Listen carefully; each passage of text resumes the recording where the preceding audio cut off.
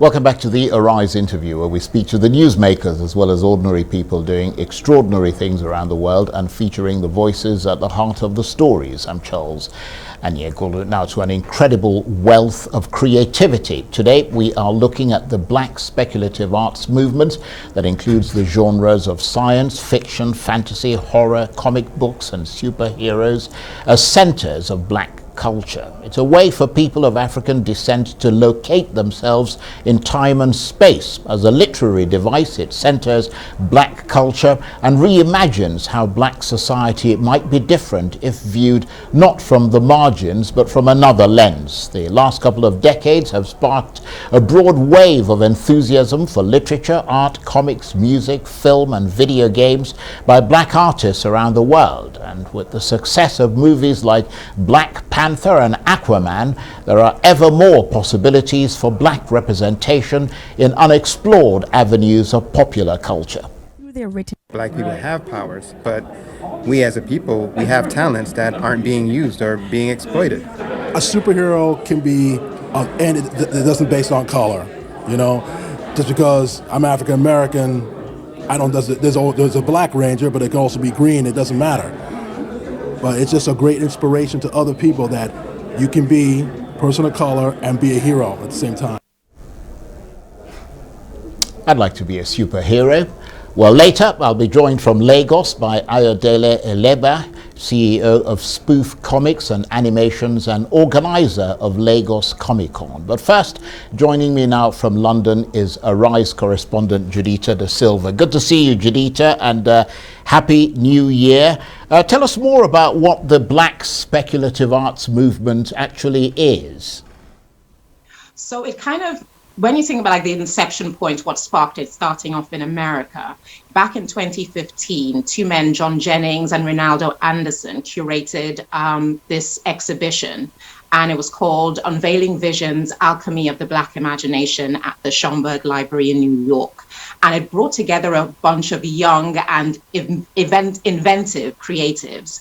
And it was exploring the ideas of Afrofuturism, which is something you'll hear a lot in modern discourse on the speculative art movement, as well as Afro-surrealism, Black digital humanities, Black science fiction, magical realism.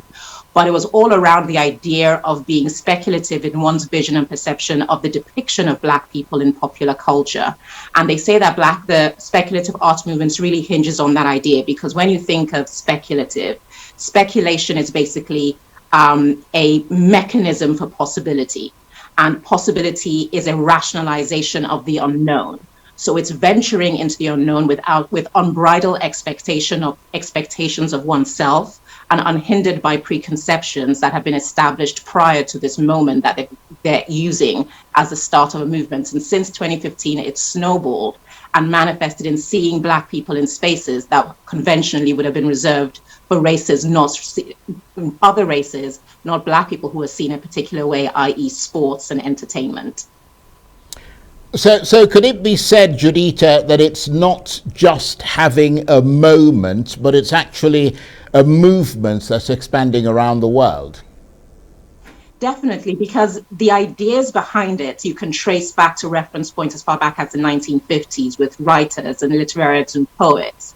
But as far as what's happening now is, again, it's the generation that's fueling the movements, the millennials and Generation Z, because their expectations of themselves are so unbridled, it manifests in the way they practically apply it.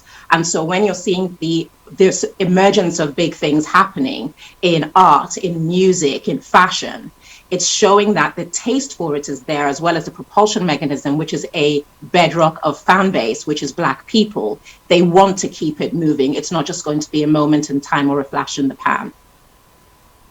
And why is it that these wonderfully creative artists in this Black speculative arts movement are finally being recognized now, after all this time, for their sort of bold, blockbuster, creative movement for what it is?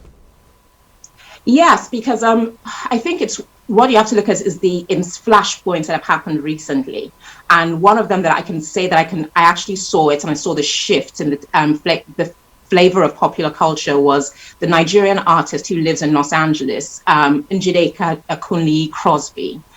When she put out a painting called The Beautiful Ones, it sold at Sotheby's but for over $3 million, and it stopped the art world. But then people started saying that when you look at her work, the first thing I said was Gustav Klimt. Even if she told me she doesn't like Gustav Klimt, she's seen his work.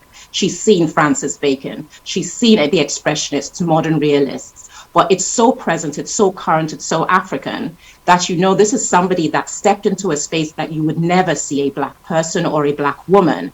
And she's made it so authentically Nigerian. It captured the imagination and people wanted more.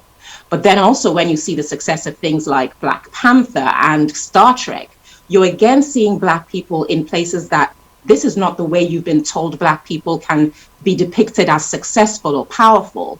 But this is a way of also changing the narrative. But when they say it's of Black people, by Black people, and for Black people, in a way that Black people have never been allowed to see themselves, that's the very essence of the speculative movement. It's very interesting that you say that, because I myself remember my own experiences in school abroad, and the assumption that science fiction and fantasy and anything else under the speculative fiction banner was simply not an option for people of color, and that there were no Black nerds or Black speculative arts didn't appear to be a viable business model for an audience that wasn't thought to exist. But of course, as you said, that's not the case, is it? No, it isn't. But that's a great point, because that's why I said that this movement is in the hands of the different generation. Because when, like you mentioned, going to school abroad, I did as well. I remember doing A levels, the kind of books that were our set text. Towards the end, I saw the list of what was possible, and Chinua Achebe's Things Fall Apart was on the list. But first of all, I knew my teachers would never have read the book or know how to teach the book. And while I was in school, I remember Steve McQueen won the Turner Prize, which is the biggest prize you can win in the UK. But he uses photography and video. He doesn't just do painting or carvings or pottery that you would see with Africans. But then that's why it's important that when you think about what your parents would tell you, particularly Nigerians, it's success, finance, engineering, being a doctor, being a lawyer. There are these tropes of success attached to Black people that you have to so seismically shift for a movement like this to take hold. And it could only happen in the diaspora, which is where it has had a flashpoint, because you have people with a world view of what Black people are and what Black people can do or could do. And that's how you have the idea of speculation and possibility.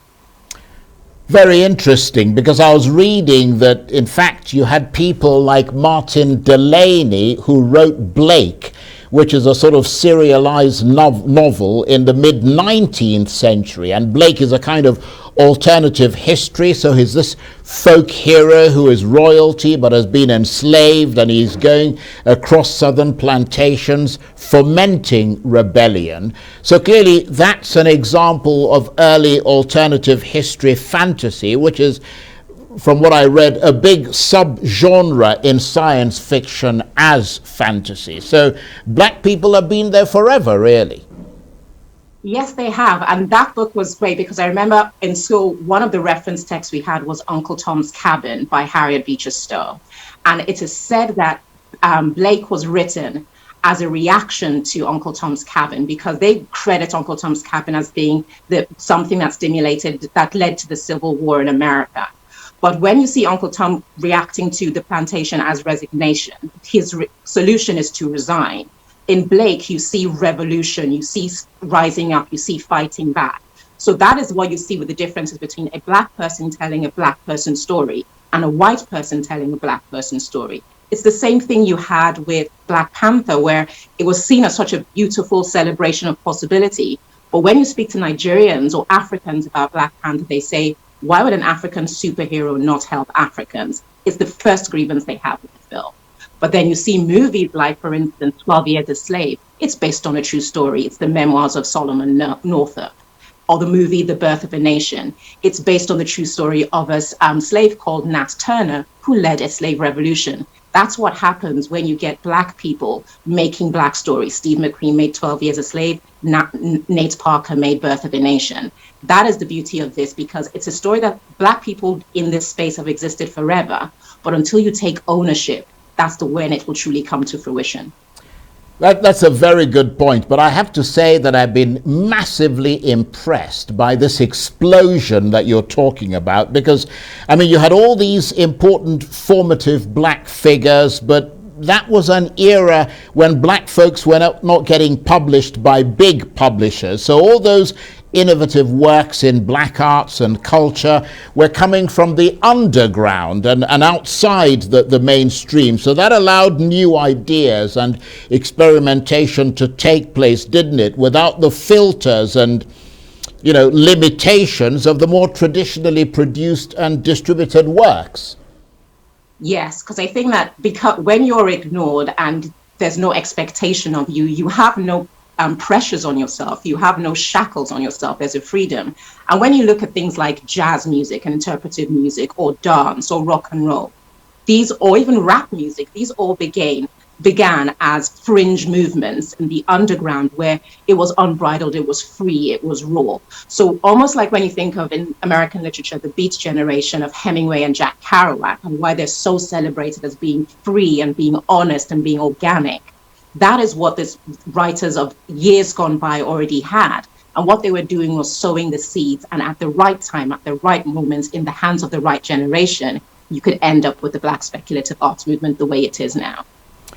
Fascinating. Judita, stay with us. We want to talk with you some more, and we'll be joined by someone else. You're watching the Arise interview. Plenty more still ahead as we continue our chat about how Black speculative arts have slowly become an Oscar-winning blockbuster movement with a long history of artists that are only now receiving the credit they deserve. Stay with us.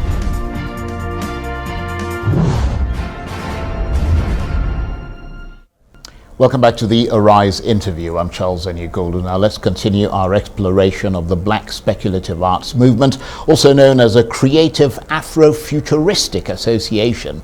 It includes genres of science fiction, tech innovation, fantasy, horror, comic books, and superheroes, all centered around Black culture. While these are some of the most popular genres of fiction in the world, Black speculative arts have historically been ignored and not considered part of the canon of these brands. Well, today we are speaking to those in the know and revealing how Black speculative art has slowly become an Oscar-winning blockbuster movement with a long history of artists that are only now receiving the credit they deserve.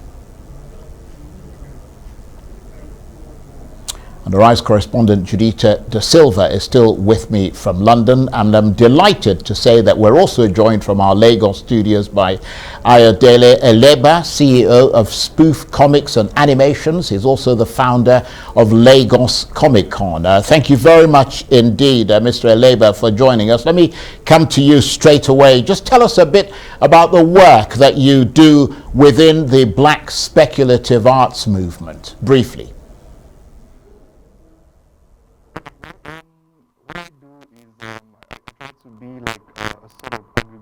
To all this type of content that we have all spread around Africa. Because of the gap, I noticed that I think you should just hold off there, Mr. Eleba, because we're having a bit of a challenge hearing you. I'm not entirely sure why, but let me come to you, Judita. Let's just continue from where we sort of left off a minute ago, because when people I'm wondering when people began to take notice of this new and interesting creative Black arts. I mean, when did the change occur, and what were the important points of coalescence, if you like, that turned it into a sort of international phenomenon? Because, I mean, we're now seeing works from writers and creatives, not just from the US, Canada, UK, and Europe. We saw the gentleman there from Nigeria. There are also people from South Africa and other African countries. Yes, indeed. For instance, there are things like Annecy Animation Festival, which is like the Cannes Film Festival for animators. you've seen in recent years that they're always focusing on what's going on in Africa. But I say, like, within all of the humanities and the creative arts, there is a tether that binds them all. And I believe it's snowballed on the back of things like Afrobeats music. When you've seen the new generation of Afrobeats musicians, they've shown the world that Africans are doing things according to their own narrative, which has made people ask the question, what else is happening in other fields of these media? Then you have the case of black art selling for ridiculous amounts of money, for millions of dollars. Then you've got a company like Comic Republic, which is the largest publisher of comic books in Nigeria, which now went over to festivals in Europe and has signed a deal in Los Angeles to have their works now turned into TV series and movies. So I think all of these things kind of play together and influence one another as far as sparking curiosity. But then you can always trace things back to Black Panther. To have a $1 billion grossing movie with a Black superhero in a Black country, with a Black narrative, with Black ideals, it showed that not only is it bankable, it's lucrative, it's inspirational, and it can stop traffic, because at a moment it was the highest grossing film for Marvel Studios in a canon that included Captain America and Iron Man. That shows that not only can Black people contend, they can dominate.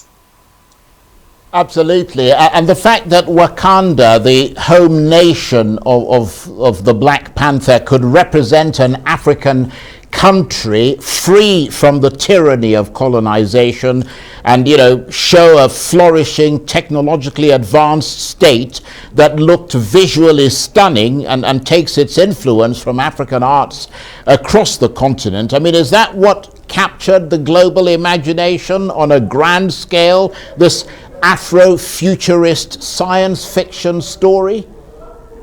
Absolutely, because the very ethos of the Black speculative arts movement is science and technology meeting the ideals of your modus operandi, which is an ethos of what the potential is for Black people. Black Panther brought together music, fashion, aesthetic, power, pride, legacy, provenance, all the things that are rich about what it is to be Black, what it is to be African, but also positioning it in a space and in an environment that's futuristic, that's it's beyond the margins of imagination up to that point. So that showed people that Black people not only fit in, they belong in these spaces, while not being devoid of all the things that give us provenance and pride as far as our heritage and culture.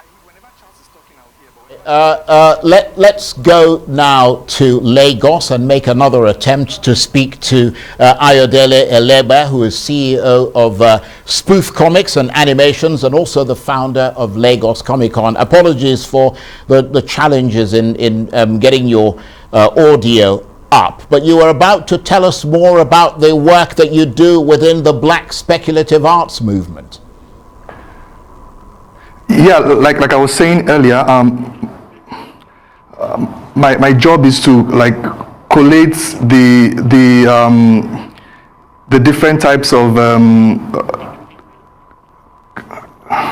I'm hearing different types of comic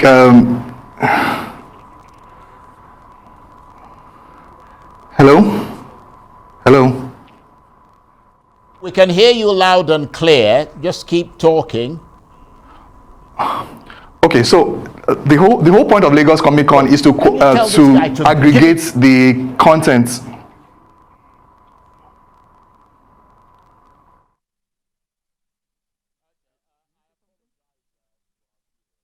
Because we're obviously having enormous challenges. Let's go back to Judita, and this will probably be a final sort of chat. We appreciate your being there and you're sort of hanging tough with us, Judita. Are there many sort of fantasy TV series and movies and video games being made right now and books being written on a sort of top tier level from the Black speculative arts movement? Can we look forward to huge sequels to Black Panther? Indeed, this year we'll see the sequel to Black Panther, which will be Wakanda Forever, that's coming out of Marvel Studios, again helmed by Ryan Coogler. We will also be seeing double Oscar winner Mahershala Ali take on Blade, which is another Black character from the Marvel Comics canon. Viola Davis, another Oscar winner, has actually decided to delve into historical stories from Africa about which celebrates femininity. She'll be producing with her husband, Julius Tennant, The Woman King, which everyone's very excited about, with an all-African and all-Black cast. And then also computer games like Deathloop are going to be previously released last year in September on PS5, will now be available on Xbox from September of this year. And there's several other things. We've seen Soulway, which was a runaway success, children's book from Lupita Nyong'o. There'll be more from her because she wants to delve more into literature. And there's so many writers and artists that are now, which is the most exciting part, they are collaborating with one another to even expand the possibilities of their media cohabiting with others. Judita, thank you very much indeed. As always, very enlightening and very interesting talking there with you. Judita DaSilva, Arise correspondent, talking to me from London. And I also want to thank Mr. Eleba there, Ayodele Eleba, who was talking to me from Lagos. Unfortunately, his sound went awry. That's it for this edition of the Arise interview. Join us again tomorrow. From me and the entire team here in Abuja, Lagos, and around the world, bye-bye, and thank you for watching.